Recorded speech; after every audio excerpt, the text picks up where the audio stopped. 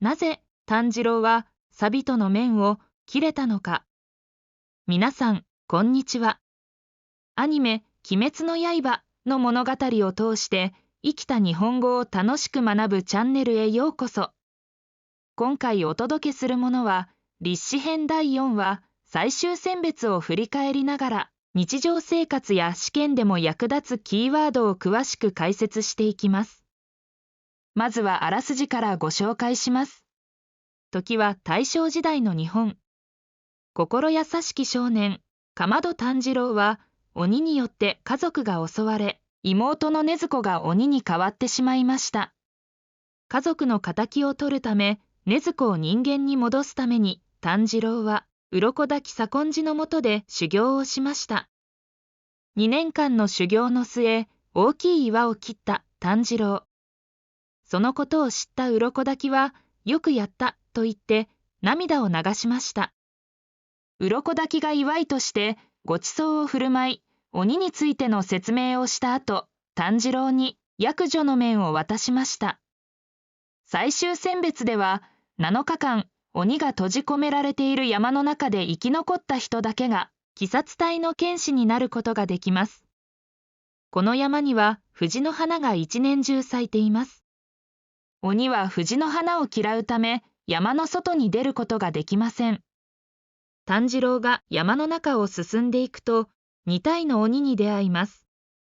鬼が襲いかかってきたその時、炭治郎は技を使って鬼を倒しました。これまでの修行の成果が初めて発揮された瞬間でした。その後、炭治郎は強い匂いに気づき、ある鬼の存在に気づきます。その鬼は、たくさんの手を持つ不気味な姿をしていました。怯えて動けなくなっていた候補生を助けた炭治郎に、鬼は、今は明治何年だと尋ねます。驚いた炭治郎が、大正時代だけど、と答えると、鬼は年号が変わっていることに叫びました。この鬼は、47年前に鱗滝によってこの山に閉じ込められ、その恨みから、これまでに13人の弟子たちを襲ってきたのです。その中には、サビトとマコモも含まれていました。最初、炭治郎は鬼に叩きつけられ、気を失ってしまいます。しかし、再び立ち上がり、鬼の首を狙います。その時、隙間から糸のようなものが見えました。炭治郎はその一瞬を捉え、水の呼吸、一の型、水面切りで鬼の首を切りました。鬼殺隊の剣士になるために、藤の山へ向かった炭治郎。そこで出会った鬼は、鱗滝さんに恨みを持ち、今は明治何年だと尋ねましたね。ここで、今回のワンポイント日本語解説、年号が変わっているです。年号とは、元号や和暦とも呼ばれ、日本で使われている年の数え方です。例えば、明治、大正、昭和、平成、令和などがあります。年号が変わっているとは、気がつかないうちに時代が変わっていたという意味です。鬼が言っていた慶応は、江戸時代の終わり頃の年号で、1865年から1868年までの期間を指します。つまりその鬼は、長い間山の中に閉じ込められていたため、時代が変わったことを知らなかったのです。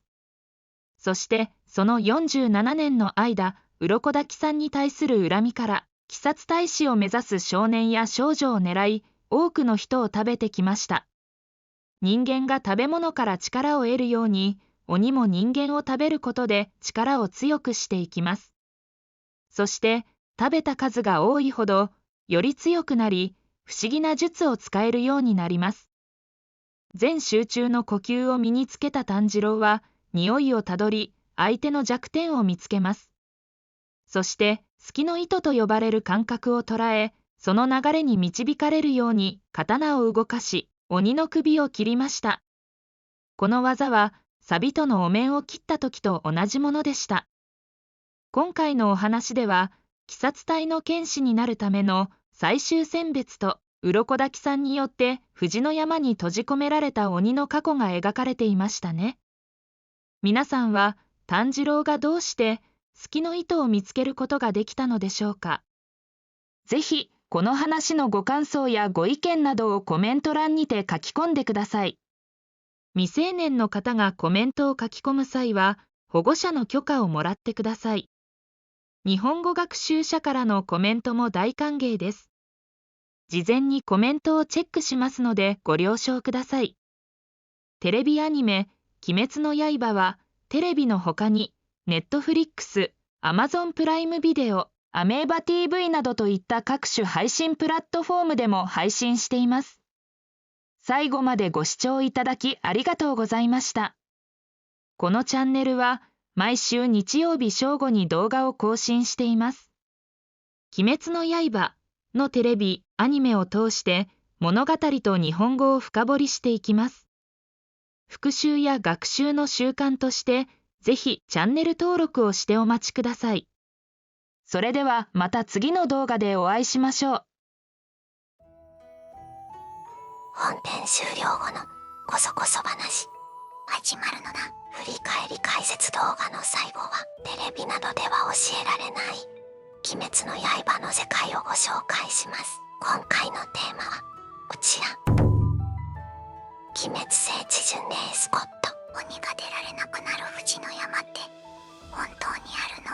実際に富士ヶ根山は存在していないけど、それに似た雰囲気を楽しめる場所はあるわ。まずは栃木県にある足利フラワーパーク。うわぁ、紫のカーテンみたいですごいのだ。富士の花がたくさん咲いていて、まるで物語の中みたいな景色が広がるのよ。鬼もびっくりして逃げちゃいそうなのだ。次にあげるのは福岡県北九州市にある河内富士園。営利目的の写真動画撮影は禁止だけど、趣味でのポートレート撮影は1対1での撮影のみになっているの。公共ルールを守るのだ。奈良県の春日大社境内にある万葉植物園では、棚作りではなく立ち木造で仕立てられており、目の高さで花を楽しめるの。すごいのだ。区間限定で授与される藤守りが作品のヒット以降さらに人気を集めているの。手に入れたいのだ。和歌山県日高川町にある宮山の里森林公園は日本一長い藤棚ロードとして注目されているの。ゴールデンウィークの行楽にぴったりなスポットばかりなのだ。これでまた一つ鬼滅の刃の世界に詳しくなりましたね。次回のこそこそ話をお楽しみに。それでは皆さん、さようなら。バイバイなのだ。